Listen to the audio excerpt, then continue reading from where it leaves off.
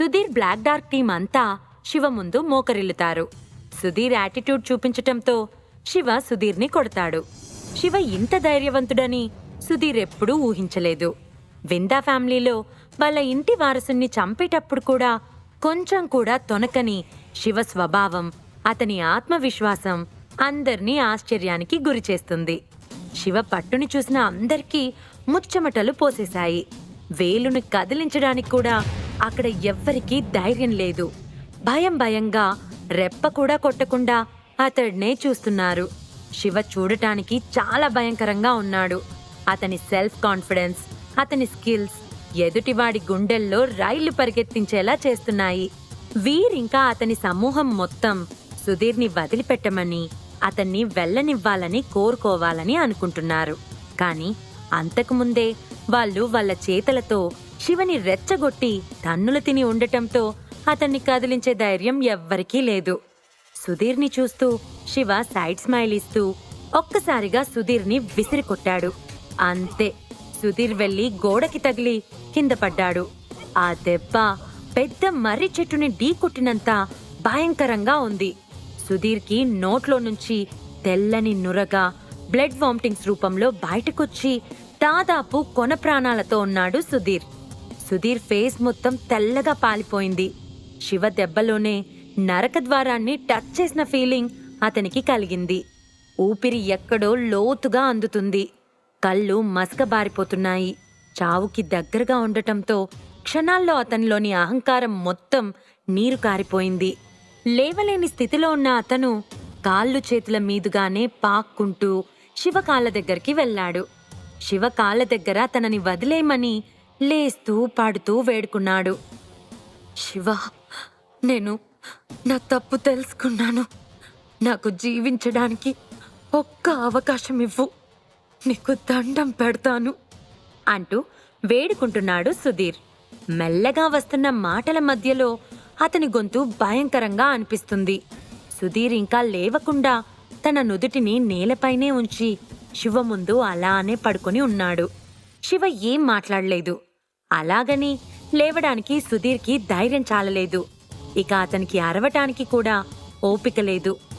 ఏమాత్రం అజాగ్రత్తగా ఉన్నా చావు ఖాయమని సుధీర్కి తెలుసు. ఎందుకంటే శివకి కనికరమనేది లేదు. తేడా వస్తే ఎదుటి వాళ్ల చావుని చూడటమే శివకి తెలుసు. తన ముందున్నది మనిషా రాక్షసుడా అన్నది కూడా చూడడు.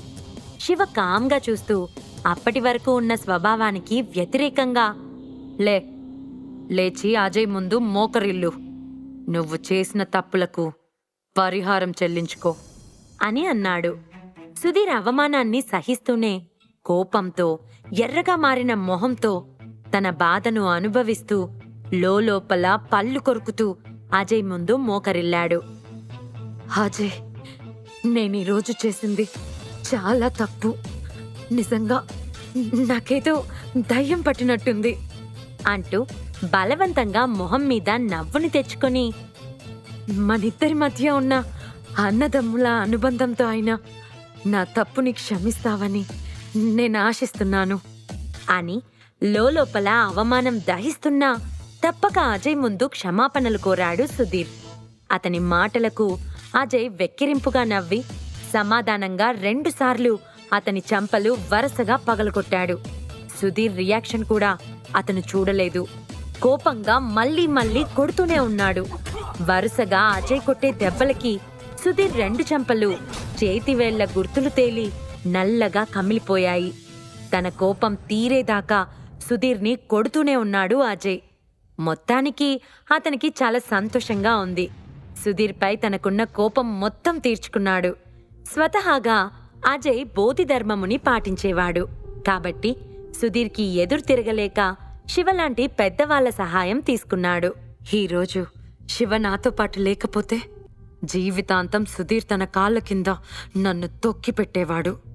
బ్రతికినంతకాలం వీడి బెదిరింపులకు తలుచుకుంటూ బ్రతకాల్సొచ్చేది అని అనుకున్నాడు అజయ్. సుధీర్లోని ఆవేశం లావాలా పొంగుతుంది. అప్పటి వరకు దెబ్బలు తిన్నప్పుడు కక్కిన రక్తం కాదు, ఇప్పుడు అతను గుండెల్లో కూడా చుక్క రక్తం లేకుండా పోయింది. ఆ అవమాన భారం అతన్ని చాలా కృంగతీసింది. కాని అదంతా బయట పెట్టడానికి సుధీర్ దగ్గర ధైర్యం లేదు. శివ ఉన్నాడన్న ధైర్యంతో అంతకుముందు తనతో దెబ్బలు తిన్నవాడు కూడా తనను తిరిగి చంపదెబ్బ కొట్టాడు. ఇది ఎంత అవమానం సుధీర్కి. శివ, ఇక నేను లేవచ్చా అని వణుకుతున్న స్వరంతో అడిగాడు సుధీర్. శివ సమాధానమిచ్చే లోపలనే అతను స్పృహ తప్పి పడిపోయాడు. వెళ్ళిపో అని కూల్గా చెప్పాడు శివ. కాని సుధీర్ వినడానికి స్పృహలో లేడు కదా. నిదానంగా అతనిని పైకి లేపి నడవలేని స్థితిలో ఉన్న బ్లాక్ గార్డ్స్ కష్టంగా అతన్ని తీసుకుని ఆ బిల్డింగ్ని వదిలి వెళ్ళిపోయారు. ఆ బిల్డింగ్ నుంచి బయటకి రాగానే సుధీర్ మెల్లగా స్పృహలోకి వచ్చాడు. అతని శరీరం మొత్తం వణుకుతుంది. కాని అతని మొహంలో భావాలు మాత్రం విపరీతంగా ఉన్నాయి. ఈరోజు అతని జీవితంలో జరిగిన సంఘటనని మర్చిపోవడం అసంభవం. తన జీవితానికి ఇదొక పీడకల లాంటిది. శివ విందా వారసుడైన ఈ తరం వారసుణ్ణి, అతని గౌరవాన్ని పూర్తిగా చంపేశాడు. వీర్, నువ్వు మా నాన్నను అర్జెంటుగా ఇక్కడికి రమ్మను. నేనిక్కడ్నుంచి శివని కదలనివ్వను అని సుధీర్ క్రూరంగా గర్జిస్తున్నాడు. ఆ అరుపుతో విపరీతంగా దగ్గుతున్నాడు. అతని నోటి నిండా రక్తం బయటకు పడుతున్నా దాన్ని ఉమ్మేస్తూ జరిగిన దానికి కృంగిపోతున్నాడు. అతనికి ఏ సహాయం చేయలేకపోతున్నందుకు సిగ్గుగా ఉంది వీర్కి. సుధీర్ నోటి నుంచి తెల్లని నురగా రక్తం మరకలు కారుతున్నాయి. కలర్ మారుతున్న అతని శరీరాన్ని చూసి, అదంతా నేను చూసుకుంటాను సార్. ముందు మీరు హాస్పిటల్కి పదండి. మీకిప్పుడు ట్రీట్మెంట్ చాలా అవసరం అని అన్నాడు వీర్. ఏం అవసరం లేదు. అసలు మీరందరూ ఎందుకున్నట్టు? దేనికి పనికొస్తున్నారు మీరు? అసలు విందా ఫ్యామిలీ మిమ్మల్ని అందరినీ ఎందుకు మేపుతున్నట్టు? ఇంత శాలరీస్ ఎందుకిస్తున్నట్టు? కొంచెం కూడా సిగ్గులేదా మీకు? మీ బాస్ని మీరు కాపాడలేకపోయారు. ఇదేనా మీ పనితనం అని వీర్ మీద తన కోపాన్ని చూపిస్తున్నాడు సుధీర్. అంతలోనే సుధీర్ ఫోన్ మోగింది. ఫోన్ బయటకి తీసి చూసిన అతనికి స్క్రీన్ మీద కనిపించిన పేరు చూసి చాలా దిగులుగా అనిపించింది. మెల్లగా ఫోన్ లిఫ్ట్ చేసి చెవి దగ్గర పెట్టుకున్నాడు. సుధీర్, అక్కడ పరిస్థితి ఏంటి? శివ మీ దగ్గరకొచ్చాడా అని ఆత్రంగా అడిగాడు అవతలి వ్యక్తి. అంకుల్, శివ నిజంగా ఒక రూత్లెస్ ఫెలో.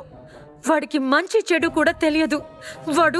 వాడు అంటూ పళ్ళు కొరుకుతూ, వాడు నన్ను వాడి ముందు మోకాళ్ళ మీద కూర్చోబెట్టాడు. నన్ను చంపేసినంత పని చేశాడు అని కోపంగా అరుస్తున్నాడు సుధీర్. ఏం చేయమంటావు మరి? మీ అందరికీ నేను ఇదివరకే చెప్పాను. కానీ మీరెవరైనా నా మాట విన్నారా? నువ్వు వెంటనే మన విల్లాకొచ్చేసే. మీ కరణ్ విందా అంకుల్ కూడా ఇక్కడే ఉన్నారు. మనమందరం కలిసి ఈ మ్యాటర్ గురించి డిస్కస్ చేద్దాం అని వెంటనే ఫోన్ పెట్టేశాడు కోవింద్. ఫోన్ పెట్టేసిన సుధీర్ క్రూరంగా కళ్ళ నిండా మెరుపుతో చూస్తూ, డ్రైవర్, కార్ వెంటనే సుందర్ విల్లాకి పోనివ్వు అని అన్నాడు. అజయ్ ఆఫీస్లో ఒక పెద్ద చైర్లో శివ టీవీగా కూర్చోగా అతని పక్కన కృతజ్ఞతా భావంతో కూడిన నవ్వుతో నిలబడ్డాడు అజయ్. ఈరోజు అతని పక్కనున్న శివ అనే పవర్ అతన్ని మళ్లీ నిలబడేలా చేసింది. అతని సహాయానికి కృతజ్ఞతతో అతని హృదయం నిండిపోయింది. కాని శివ బలాన్ని చూసిన అతను విస్మయం చెందాడు. శివ ఇంత డామినెన్స్, ఇంకా పవర్ఫుల్ అని అజయ్ ఎక్స్పెక్ట్ చేయలేదు. విందా వారసుడైన సుధీర్ని కూడా ఒక్క మాట కూడా మాట్లాడకుండా తన చేతలతోనే తన ముందు మోకరిల్లేలా చేశాడు. అదొక్కటే కాదు, సుధీర్ పరివారాన్ని మొత్తాన్ని వాళ్ళకి మరో ఛాన్స్ కూడా లేకుండా తన కాళ్ళ ముందు నిస్సహాయంగా కూర్చోబెట్టాడు. శివ స్కిల్స్, అతని కాన్ఫిడెన్స్ కి దేవుడే మనిషి రూపంలో వచ్చాడా అన్నట్లు అనిపించింది అజయ్కి. తను కూడా ఎప్పుడో ఒకసారి శివ బలాన్ని తక్కువగా అంచనా వేసినందుకు తనలో తానే సిగ్గుపడ్డాడు.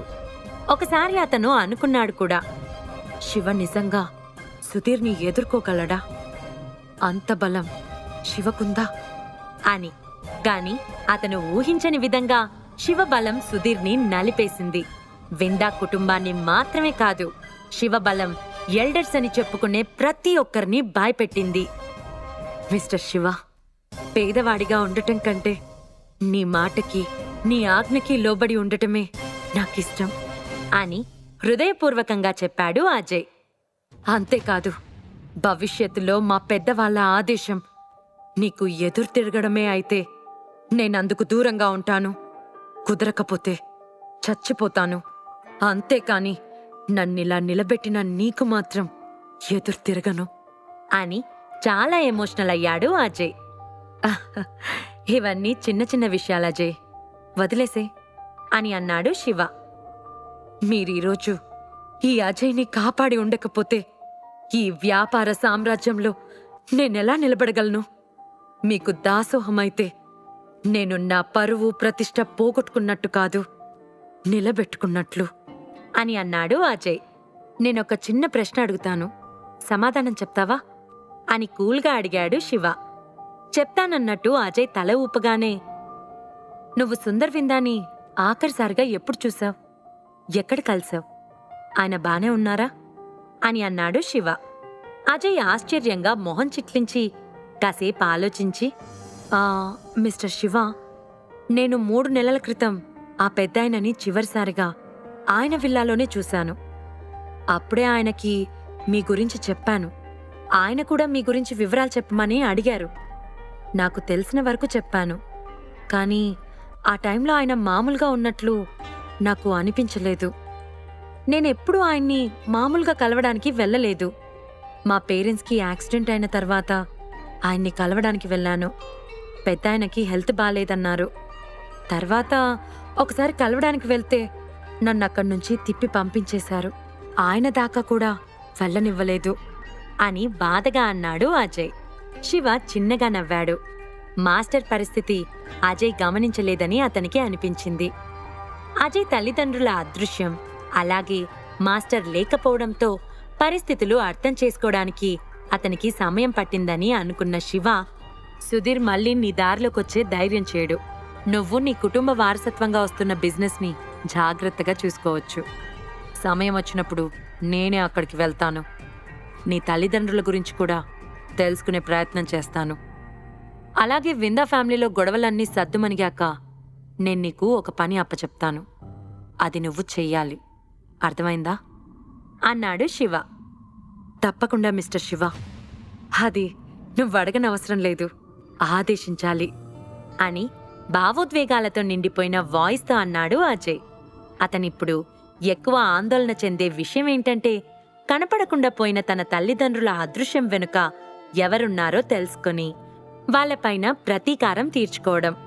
అప్పటి వరకు అతనికి రెస్ట్ ఉండదు. శివ ఎలాంటి పని చెప్పినా అది ఖచ్చితంగా తను చేసి తీరాలి. కారణాలు వెతుక్కోకూడదు. అజయ్ శివరుణం తీర్చుకునే మార్గం అదొక్కటే. సరే, నాకు వేరే పనుంది, నేను వెళ్తున్నాను. నీకు వీటి గురించి ఏమైనా సమాచారం తెలిస్తే వెంటనే నాకు చెప్పు అని అజయ్కి ఆర్డర్ పాస్ చేసి వెళ్లడానికి లేచాడు శివ. లంబో శివని అనుసరించాడు. వాళ్ళ వెనకాలే అజయ్, అనంత్ కూడా అనుసరించారు. శివ బిల్డింగ్ నుంచి బయటకు వెళ్లిపోయాడు. కార్ ఎక్కాక శివ లంబోతో స్టార్ సిటీకి పోనివ్వమని చెప్పాడు. జరుగుతున్న విషయాలపై అతనికి కొంచెం అవగాహన ఏర్పడింది. బిజినెస్ వ్యవహారాలు చూసుకోవడంలో అజయ్ సామర్థ్యం చాలా బావుంది.